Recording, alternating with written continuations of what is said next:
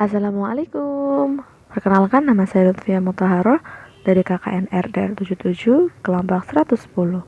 Di video kali ini saya akan memberikan tips-tips menjaga lingkungan di masa pandemi. Jadi, simak video berikut ini. Tips-tips menjaga lingkungan di masa pandemi.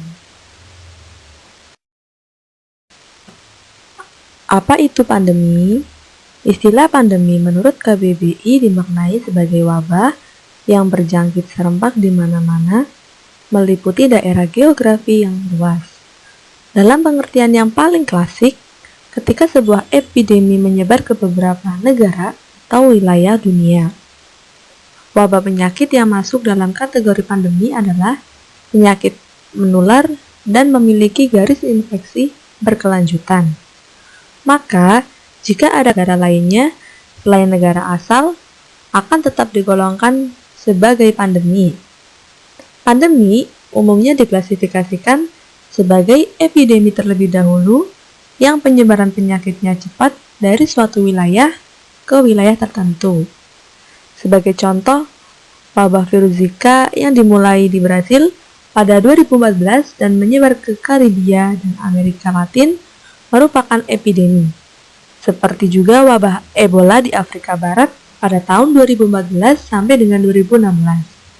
Dan yang terbaru yaitu COVID-19 yang dimulai sebagai epidemi di Cina sebelum menyebar ke seluruh dunia dalam hitungan bulan dan menjadi pandemi. Meski demikian, epidemi tidak selalu menjadi pandemi dan tidak selalu memiliki transisi yang cepat dan jelas. Bagaimana cara menjaga lingkungan di masa pandemi? Yang pertama, masker dan hand sanitizer. Menggunakan masker bedah tidak disarankan, bukan hanya karena itu merupakan perlengkapan yang diprioritaskan untuk petugas kesehatan, tapi juga karena masker bedah bersifat sekali pakai sehingga akan memperbanyak jumlah sampah. Jadi, gunakanlah masker kain berlapis 3 yang sudah dijamin aman serta bisa dicuci dan digunakan berkali-kali. Sama halnya dengan hand sanitizer, botol-botol plastik kecil akan menambah limbah plastik ketika dibuang. Jadi, belilah jenis botol hand sanitizer yang lebih besar atau model refill yang bisa diisi kembali. Yang kedua, kurangi penggunaan plastik. Berdasarkan Peraturan Gubernur Nomor 142 Tahun 2019, penggunaan kantong plastik telah dilarang di Jakarta sejak 1 Juli 2020. Pusat perbelanjaan, toko swalayan, pasar, pedagang, serta pembeli dihimbau untuk menggantikan kantong plastik dengan kantong belanja ramah lingkungan yang terbuat dari kain dan dapat digunakan kembali.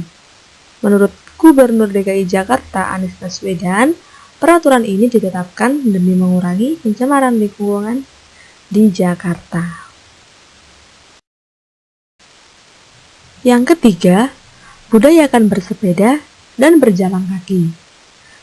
Bagi smart citizen yang harus keluar rumah selama masa pandemi karena pekerjaan atau belanja kebutuhan pokok sehari-hari, kurangilah menggunakan kendaraan bermotor. Biasakan bersepeda atau berjalan kaki, sebab terbukti bermanfaat walaupun hanya 30 menit sehari. Berjalan dan bersepeda bisa menjaga kesehatan jasmani maupun mental, meningkatkan daya tahan tubuh, serta membantu menurunkan berat badan.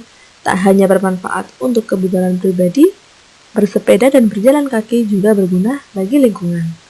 Keduanya tidak menggunakan bensin, serta tidak mengeluarkan emisi gas yang membuat polusi udara. Yang keempat, pemakaian air di rumah.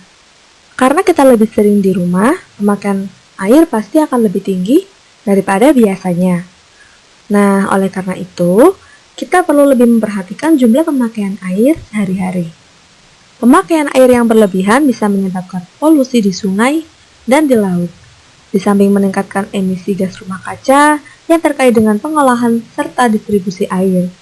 Ada banyak sekali cara sederhana yang bisa dilakukan untuk menjaga lingkungan. Walaupun dunia sedang dilanda pandemi, tidak berarti kita berhenti merawat alam. Dengan menerapkan tips-tips di atas, lingkungan sekitar akan tetap sehat dan warganya pun bugar. Smart Citizen, ayolah bahu-membahu membangun dunia dan masa depan yang lebih baik. Nah, itu tadi tips-tips menjaga lingkungan di masa pandemi. Terima kasih, jangan lupa di like, komen, dan subscribe. Wassalamualaikum warahmatullahi wabarakatuh.